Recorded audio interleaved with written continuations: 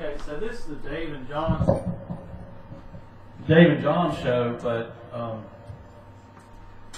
Dave's not here yet. So we're with a philosopher from here. He lives in Taiwan, but he's from here. We're talking about time and space. Pick up that mic. Time and space don't really exist. Sorry to make you rehash this. Anthony.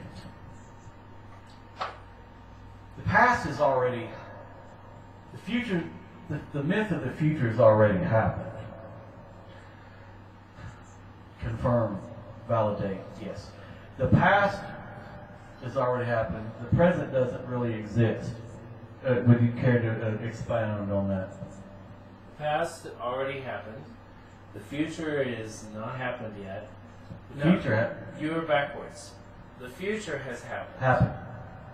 The past hasn't happened yet. Okay. And the present is something that you make up because you're trying to stay separated from the past and the future.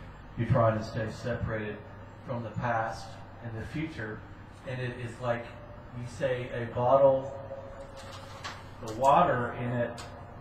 You know how they say trying to contain is the present, but yeah. But see, yeah. So, and I said it felt like I understood what he's saying, but I told him that it seemed like it's like rubbing a cat's hair backwards. Okay, meaning I'm trying to let it sink in, but it's kind of like. You say. You probably got that reaction from other people before when you explained that. What do you mean the present? We're in the present now. I had a reaction once where I said time doesn't exist, and the guy stood there and he looked at me and frowned and said, "I just can't imagine time not existing." Yeah. You know, it's hard to fathom that. Of course you can't imagine it, though. That's the thing. Because imagination is the thing that happens whenever you're trying to hold on to the idea of time. Time and space are the same, but they also don't really exist, I guess. And so what you're saying is these people on these alien shows, they're trying to explain something, that's happened in the past from somebody that's already seen it. What were you saying? That somebody nowadays sees it. Oh yeah, and they're trying to explain it. It's kind of funny. They're like doing a somersault.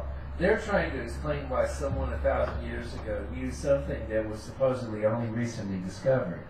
Okay. And to me, that's a really big trip that they're trying to go through. In fact, the explanation is so much easier than they make it out to be. It's just that the reason that someone knew that then is because someone knew it later. It's not that they're trying to come up with some accidental event. You know, that, maybe they heard something and they saw something and then they accidentally put these ideas together and formulated an idea that's a copy of the idea that was later discovered by scientists. Because they believe in the progression of time. They're trying. They think that it must have been. The explanation has to be something happened somewhere in the ancient They think past. that to explain why someone knew this before, they have to provide an event that happened before to cause that. But you don't have to provide such an event. Like you're saying, cumulativity is irrelevant and obsolete. Cumulative. The reason that someone knew it's not real. Yeah, exactly. The reason someone knew it back then is simply because you know it now. I mean, it couldn't be easier. It couldn't be simpler.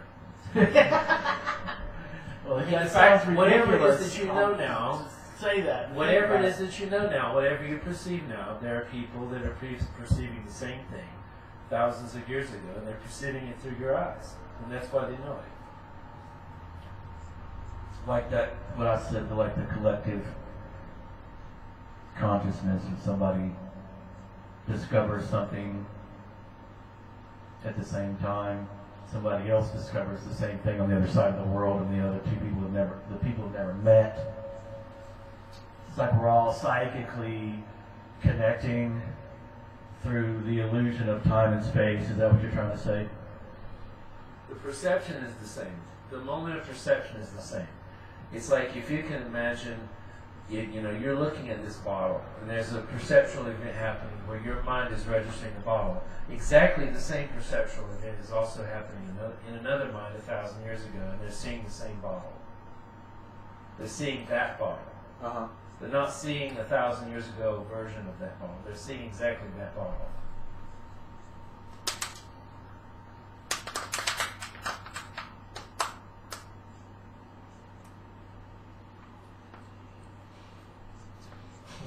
So the myth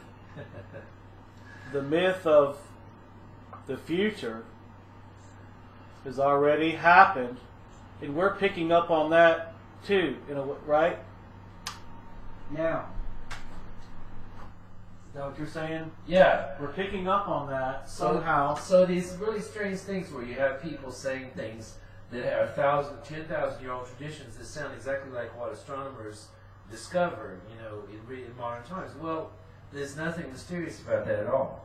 These people didn't know it. It's not a revelation from a divine being that interfered in time and space.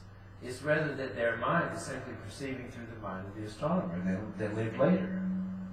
The same memory. They're simply remembering the future event where the discovery was made.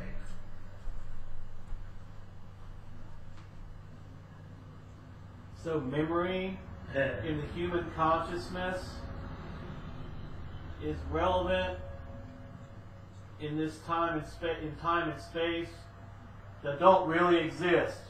Is that what you're trying to tell me? I'm telling you that it doesn't exist. Yeah, time doesn't exist. Yeah, that's right. Time doesn't exist.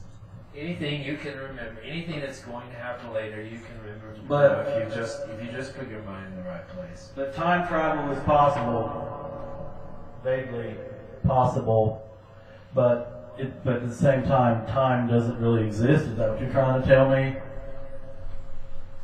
That time travel is possible, but time doesn't really exist?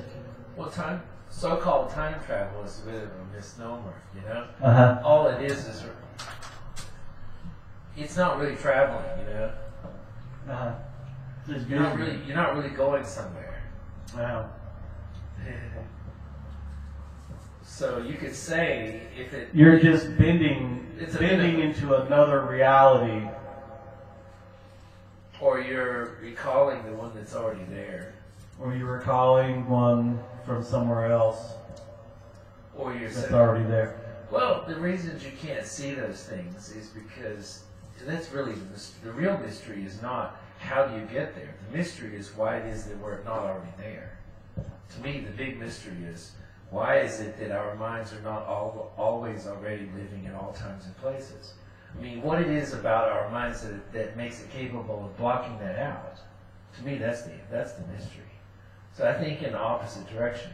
Most people think it's a great big stunt to be able to travel through time. Uh-huh. And it means you have to go and do something new. From my point of view is, why is it the case that we're not already doing it all the time? So what's blocking it? That to me is the big question. It's just similar. It's an extension of the question of how do these children who go through traumatic experiences have these psychotic events where they block out the memory and then they become insane in some sense because they block out something.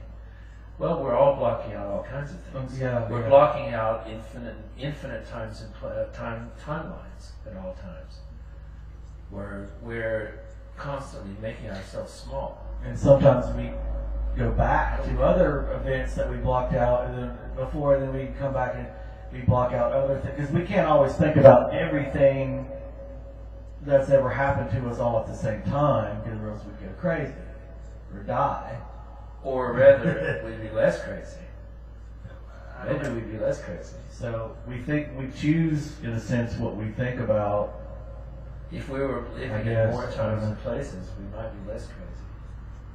We're part of the so-called crazy may be the effect of constantly making one point that we live in. The present is that one point that we construct, and we live inside that one. And we've constructed the present. Everybody says, live in the moment, live in the moment. Exactly. But the present is an illusion in a way, right? Live in the moment is Exactly. Yeah. So sounds- how can you live like that if you? That's an accept incredible concept. People say live in the moment, and they man. think that that's like good advice. Yeah. In fact, it's very bad advice. What they're saying is live small, make yourself small. You know, Like as a pagan, like me, we tend to live in like what we call like the past, present, future, all the time, and or as best we can to gain something to assist us or others, or at least have a better understanding of everything. I don't know. Between the worlds, between times.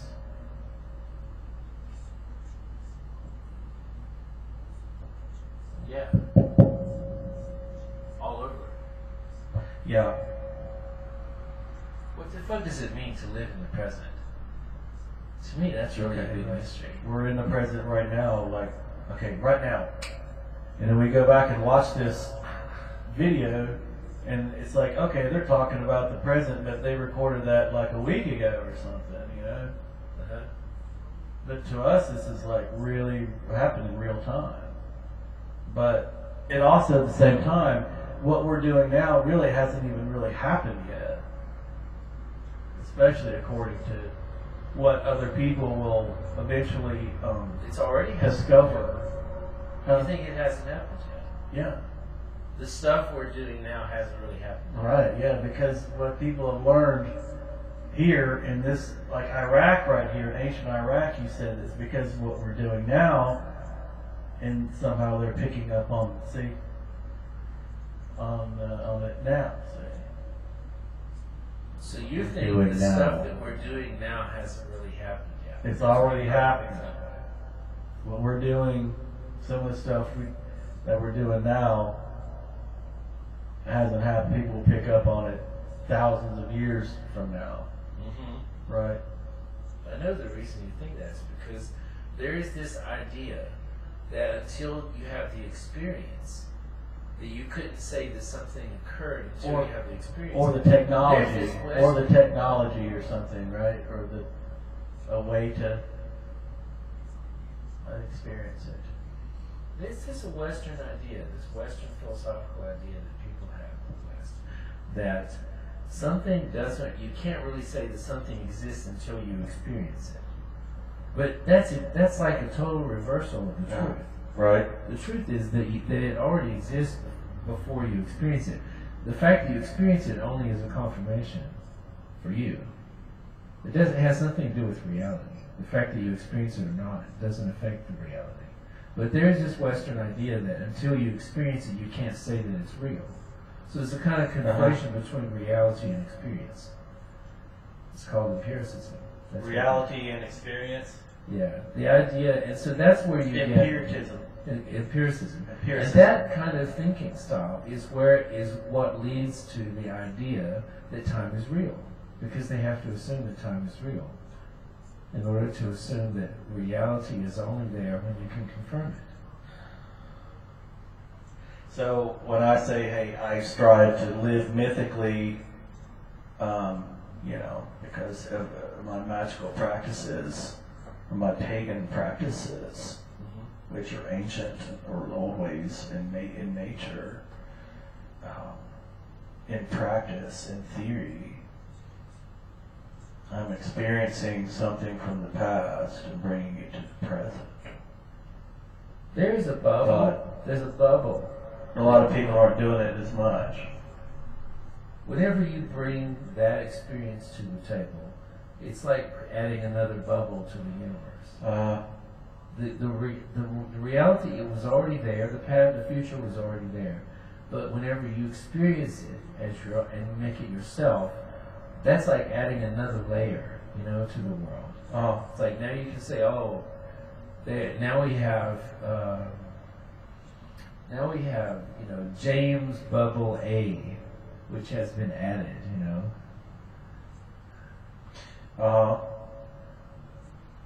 But of course, James Bubble A already existed too. James just didn't think of it. It's already gone, yeah.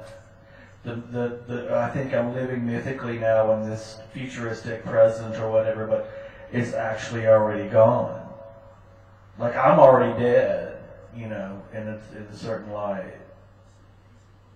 Yes, that's right. Yeah, At the same time, that's a the major part of future, this. Yes. the future's already gone. Too. You're already dead. That's right. That's why in a lot of mythical states, people have this awareness that they're already dead.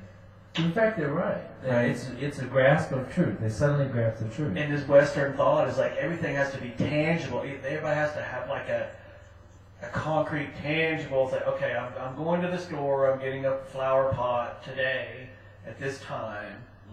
And I'm going to give it to my friend in the hospital who may be dying tomorrow. Yes. And so, but it's never happened, or it's already happened, because time is just like a loop, or like perception, or reality is, reality is relative.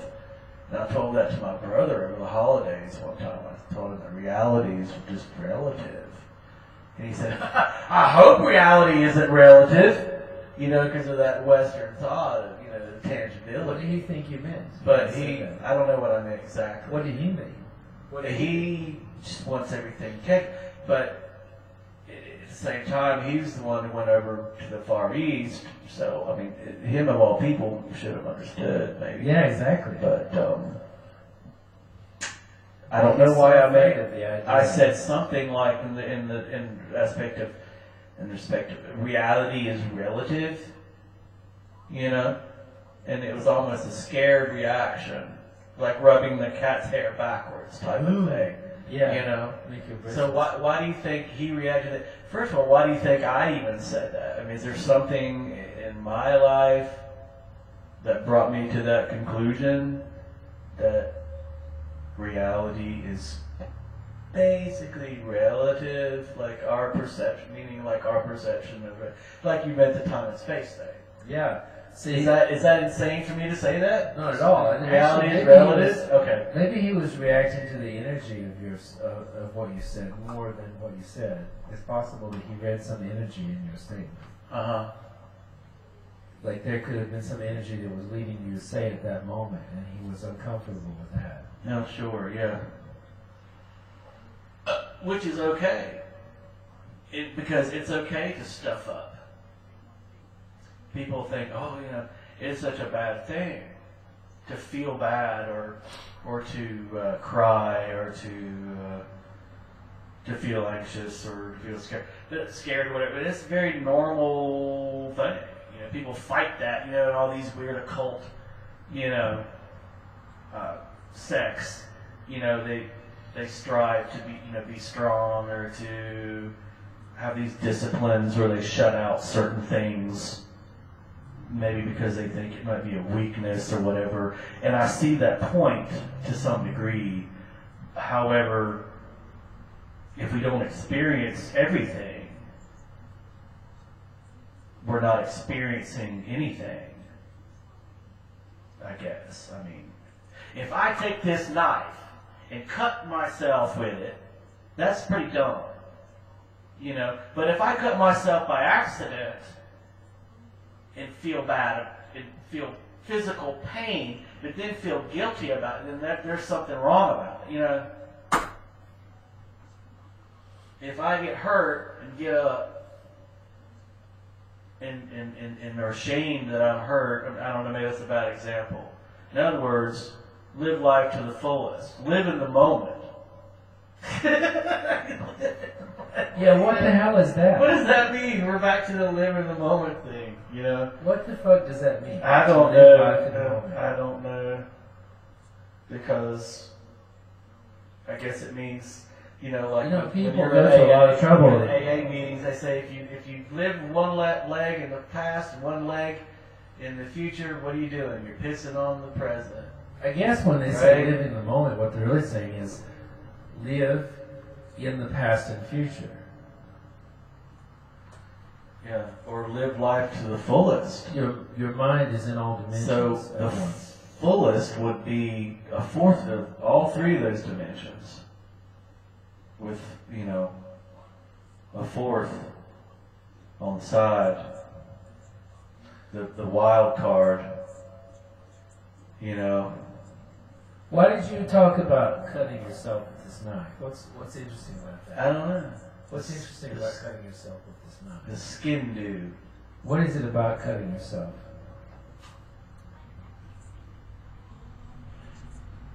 Sacrifice, right? Yeah, or to condition to be stronger. If you cut, you know, like a ninja will exercise on a wooden pole or whatever, you know, and repeatedly hit it or whatever, you know, to gain that, you know, desensitization. Desensitization. Yes. And so a lot of cults do that, you know. Is that something So you you don't wanna feel do? it. So you feel it, but you don't feel it at the same time, you know.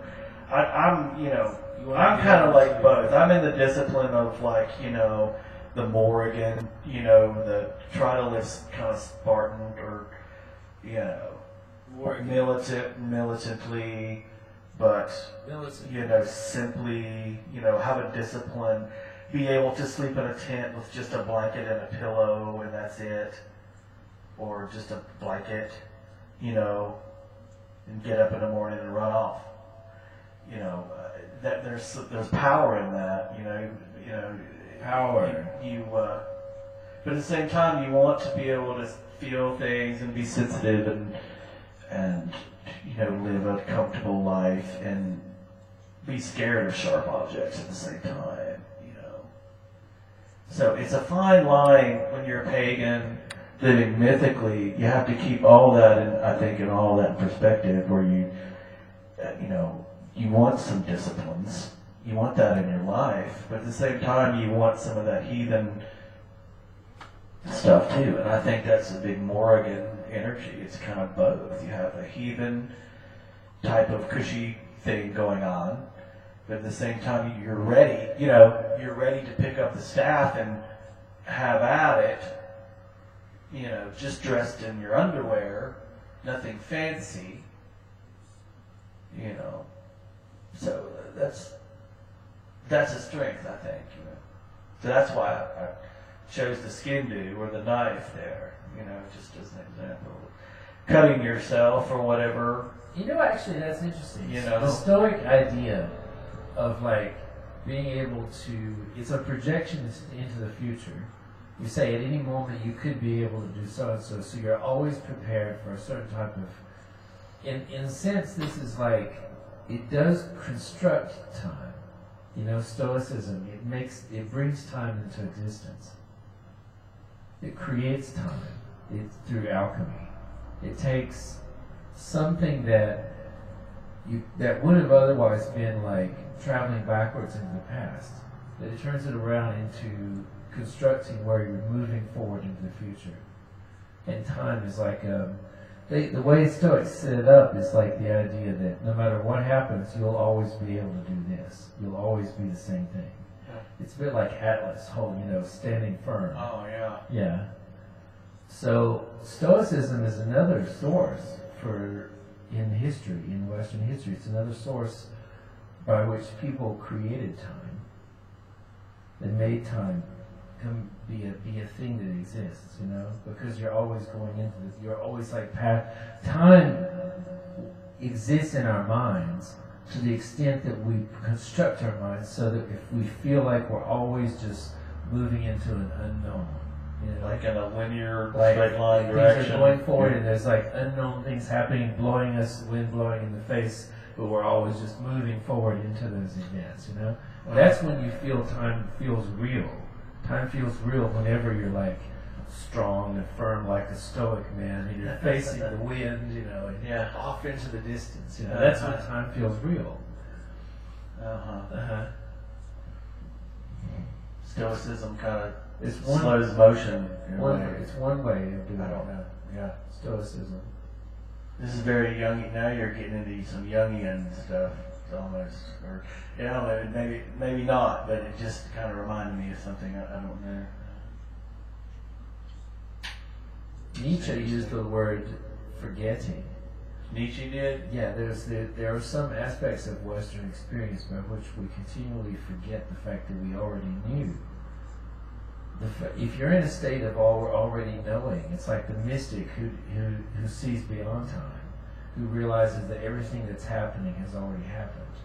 You know? However, if you're going to be like the adventurer, the Western adventurer mentality is to forget the things that you know and to keep acting as if you don't know. Yeah. As if the future is an unknown. Uh-huh. So to make it into something real like that. Yeah, to make it worth living from past to future. Forgetting. It You mean feels- is that the same as unlearning? The wisdom of unlearning? Well, it may not. It's whether or not it's wise is actually in question. Uh-huh. I don't know if it's wise, but it's fun. Put it that way. It's fun. It's a Western way of having fun is to forget the things that you know and to relearn them over and over again. It's like to stop being so wise and to be like a child who doesn't know things.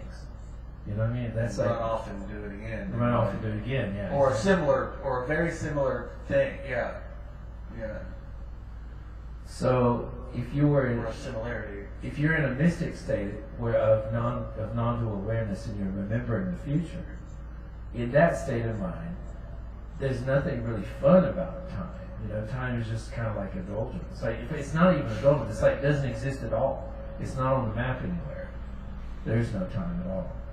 But if you can you gotta step totally out of that state of knowing and into a state of like as if you don't know, in order to have fun with life, in order to imagine, to have this construct where the future is an unknown and let's go off and see what it is, you know.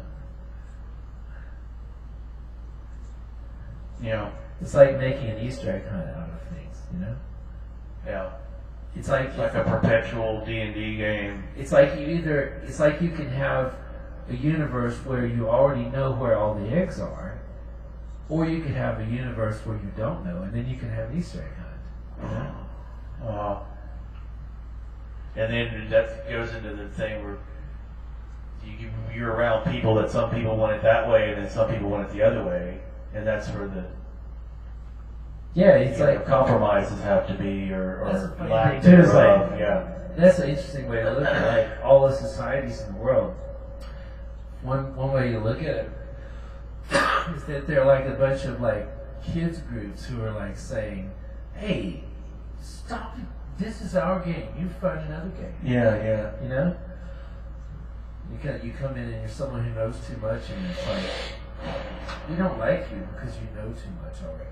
Go away, find somebody else. Yeah, like different cultures. Like, we're not going to let you into our country because we know you're more cultured than us, and we've got enough stuff going on here. So we're going to build a wall and keep you out.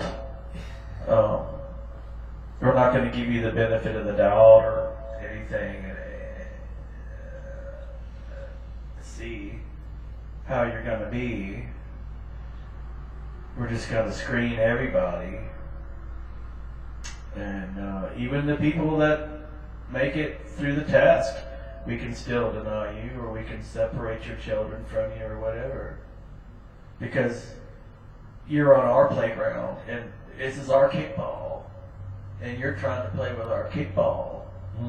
You get enough people on the team, we don't need anybody, somebody has to sit out.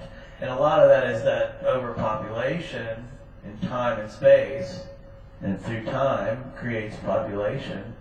But time doesn't really exist, but we keep creating these bodies on the planet, and so that's when all these problems happen. Social, economic problems, and wars, and walls, and That's another political reason that divides and stuff. That's another motivation for forgetting the things that you know, which is that you already know that your actions are destructive. Yeah. So if you can just forget that you knew that, then it's more fun to do the destruction. Yeah. Yeah, I mean, it's pretty simple, right? It's not such. It's not a complicated issue, is it? It's not complicated. It's not complicated at all. I mean, people it's more fun not to know, because then you can do the stuff. But here in the U.S., everything has to be like, we have to have this tangible control. Like, we have to be certain of everything and everybody, and there's a hierarchy, and so and so can play the game, but their sister can't. We're going to kick her out of the game because I have more money than you do, and I can buy it all for whatever needs to be done, you know? So there's that greed thing again. So tell me about your book. You're talking about it's based on greed and socioeconomic struggles and I was writing espionage and things. Yeah. I've been living through experience of it's a little bit like academic espionage. Academic espionage. Okay, this is interesting. But when do you think your book will be out? Oh, I don't know. I'm working about on 5 years. I'm working on an article version first, just okay. article size version, just to get some of the ideas out there, you know, and then maybe write something longer than that later based on the same thing. You know, that's usually how people do it. It's like you start out with an article and then you expand it into a book. And I was thinking probably it's got to be pretty soon. It's got to be real soon. Okay. And the thing is, well, I hope you'll share it to the John and Dave show here in our room here. I hope you'll. I feel very uncomfortable writing this sort of thing. Actually, it's taken a long time because I don't really like to do this kind of stuff, to be honest. But it's more something I've thrown into. Yeah. Also a challenge. Well, it's emotional terms because I don't like to take an adversarial relationship with people of this kind. You know, I don't like it really, but it's just become what I was thrown into it. You have to do what you got to do. Sometimes being adversarial is there's no way out of it. You know, you have to. Yeah.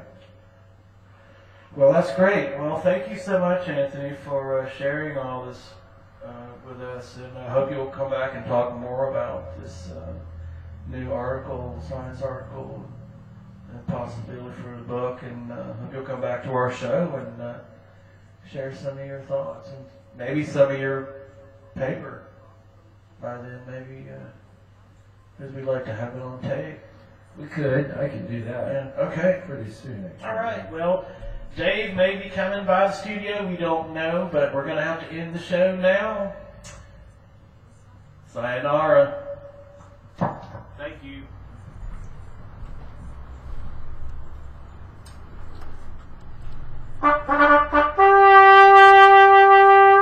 The Dave and John Show.